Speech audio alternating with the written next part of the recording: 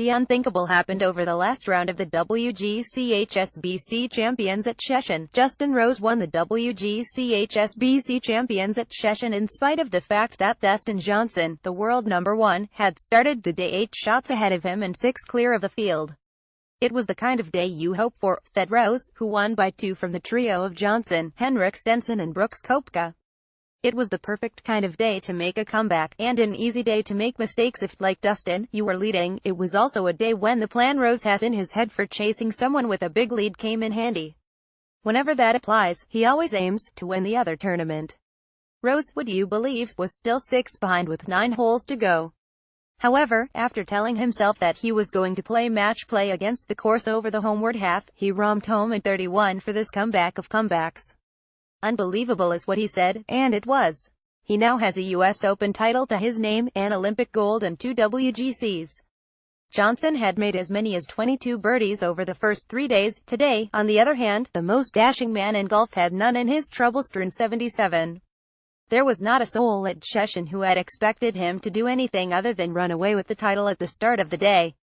He was playing patient, sensible golf, and he knew how to win round here, having done as much in 2013. Not only that, but WGC events seemed to have been made for him. He already had 5 in the bag when he arrived at Sheshan last week.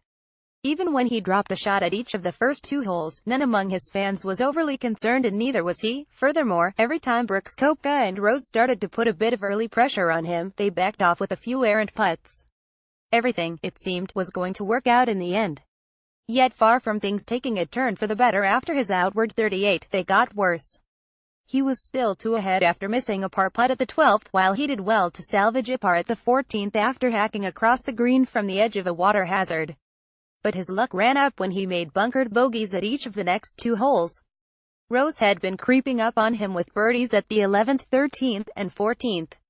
He went 1 ahead with a birdie at the 16th, and doubled that little lead when he knocked his 5-iron to 2 feet at the short 17th.